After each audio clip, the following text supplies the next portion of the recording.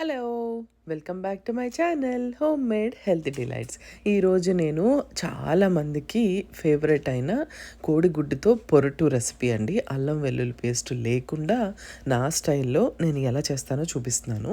దాంతోపాటు టొమాటో రసము చాలా క్విక్గా అంతే టేస్టీగా ఎలా పెడతానో కూడా చూపిస్తున్నాను ఈరోజు రెసిపీలో. సో దానికి కావాల్సిన ఇంగ్రీడియంట్స్ అవన్నీ నేను మీకు చూపించేస్తున్నాను. ముందే కోడిగుడ్డుకి పొరటుకి ఎక్కువ ఉల్లిపాయలు పెద్దవి ఒక 2 తీసుకుని బాగా చాప్ చేసుకుని, దాంతోపాటు ఒక 2 కానీ 3 కానీ పచ్చిమిరపకాయలు, అది మీ స్పైస్ లెవెల్ చాయిస్, కట్ చేసి రెడీగా మనం పెట్టుకుంటాం. ఈలోపు ప్యాన్ పెట్టుకొని ఆయిల్ వేడెక్కుతుంది అన్నప్పుడు చక్కగా జీలకర్ర, ఆవాలు ఒక హాఫ్ స్పూను, అంతకుమించి ఎక్కువ అవసరం లేదు, అవి వేసేస్తాం. ఈ జీలకర్ర ఆవాలు కొంచెం చిటపటలాడిన తర్వాత ఆల్రెడీ కట్ చేసి పెట్టుకున్న పచ్చిమిరపకాయలు ఉన్నాయి కదా, దాంతోపాటు ఉల్లిపాయలు, అవి కూడా దాంట్లో ఒకదాని తర్వాత ఒకటి నేను వేసేస్తున్నాను. పచ్చిమిరపకాయలు నూనెలో వేస్తేనే కొంచెం కారం వస్తుంది, అది కూడా గుర్తుపెట్టుకోండి. తర్వాత వేస్తే పెద్దగా కారం రాదు. తర్వాత ఉల్లిపాయ కూడా వేసేస్తున్నాను. ఉల్లిపాయ కూడా వేసేసిన తర్వాత ఈ ఉల్లిపాయ మాత్రం చాలా బాగా ఫ్రై అవ్వాలండి, అది చాలా ఇంపార్టెంట్. దాని తర్వాత దీనికి సరిపడినంత పసుపు, ఈ ఉల్లిపాయలు ఇవన్నీ ఏగడానికి సరిపడినంత ఉప్పు, ఇవన్నీ వేసేసుకొని మూత పెట్టేసుకొని చక్కగా దీన్ని ఫ్రై చేసుకుంటాం. అప్పుడు ఫాస్ట్గా ఫ్రై అయిపోతుంది కదా. ఆ ఉల్లిపాయ ఫ్రై అయిపోయే లోపు నేను రసం ఎలా చేస్తానో చూపిస్తానండి. ముందుగా ఒక బౌల్ తీసుకుంటాను. దానికన్నా ముందు ఒక 3 టొమాటోస్, దాంతోపాటు 2 కానీ 3 కానీ పచ్చిమిరపకాయలు బాగా వాష్ చేసేసుకుని, ఈ వాష్ చేసిన వాటిని చక్కగా గిన్నెలో పెట్టుకుని పిసికేసుకుంటాను. లేదు ఇలా చేయడం ఇష్టం లేదు అన్నవాళ్ళు బాగా చిన్నగా చాప్ చేసుకోండి, లేదంటే మిక్సీలో వేసుకోండి. దాంతోపాటు పచ్చిమిరపకాయలు తర్వాత వేసే ఇంగ్రీడియంట్స్ ఏవి మిక్సీలో వేయద్దు. పచ్చిమిరపకాయలు జస్ట్ స్లిట్స్ ఇలా కట్ చేసుకొని ఈ రసంకి సరిపడినంత పసుపు, ఉప్పు ఈ 2 వేసేసుకుంటాం. వేసేసుకున్న తర్వాత ఒక హాఫ్ స్పూన్ అండి, teaspoon ginger garlic paste, అది కూడా వేసేసుకోండి. వేసేసుకున్న తర్వాత చిటికెడే పంచదార వేయాలి, చాలా ఇంపార్టెంట్. దాంతోపాటు రసం పొడి కూడా ఒక ఫుల్ స్పూన్ రసం పొడి. ఇక్కడ చింతపండు దగ్గర మీకు మామిడికాయ పేస్ట్ కావాలన్నా కూడా వేసుకోవచ్చు, చూసుకొని వేసుకోండి, కానీ చాలా తక్కువే పడుతుంది, ఎక్కువ అక్కర్లేదు. కొత్తిమీర ఏమో చక్కగా మనకి నా చేతికి ఎంత వచ్చిందో అంత వేసేస్తాను. దాంతోపాటు చక్కగా నీళ్లు పోసేసుకొని, మనకి ఎంత కావాలో నీళ్లు అంత పోసేసుకొని ఒక్కసారి దీన్ని కలిపేసుకొని దీన్ని స్టవ్ మీద పెట్టేస్తాం. స్టవ్ మీద పెట్టేసి మంచిగా ఇది మరుగుతూ ఉంటుంది. దీనికి కొంచెం టైం పడుతుంది కదండి, ఒక 10 నుంచి 15 నిమిషాలు పడుతుంది కదా. సో ఈలోపు ఉల్లిపాయ ఆల్రెడీ వేగిపోయి ఉంటుంది.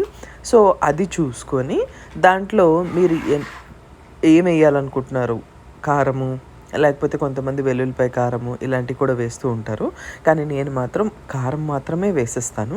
ఆ కారం వేసేసి దాన్ని కూడా ఒక 2 నుంచి 5 నిమిషాలు చక్కగా నేను వేగనిస్తాను.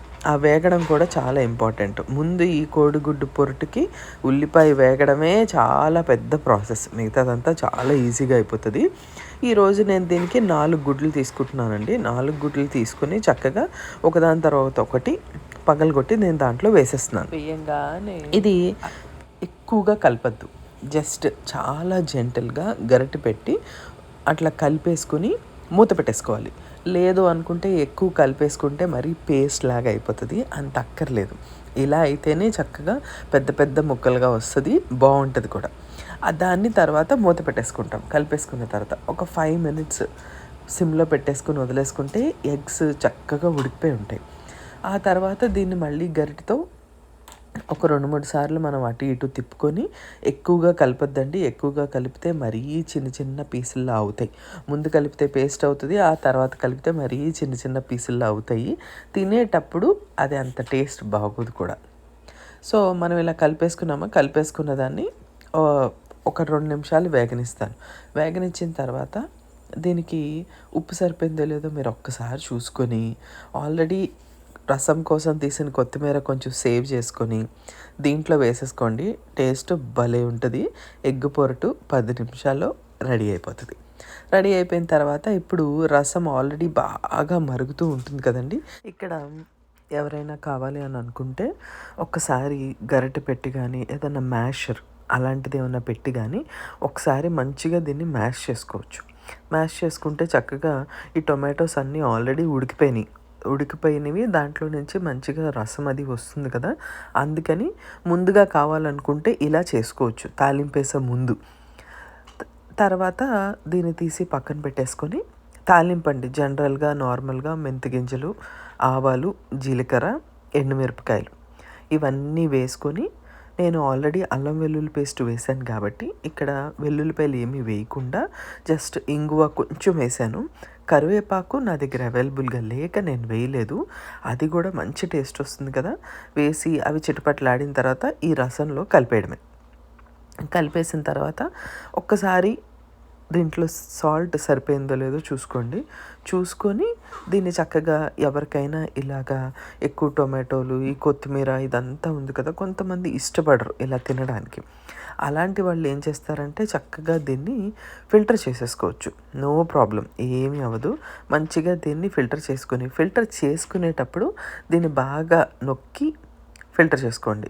అలా అయితేనే టొమాటో గుజ్జుల్లోంచి అన్నిటిలో నుంచి వచ్చే రసం కూడా దీంట్లో కలుస్తుంది, టేస్ట్ బాగుంటుంది. అంతేనండి, మన ఈజీగా నేనైతే ఇలా టొమాటో రసం పెట్టేస్తాను. అంతేనండి ఈరోజుటి రెసిపీ. ఇలా సింపుల్గా లంచ్ కానీ డిన్నర్ కానీ రెసిపీస్ కావాలంటే నాకు కామెంట్ చేయండి. Thank you so much for watching. Bye.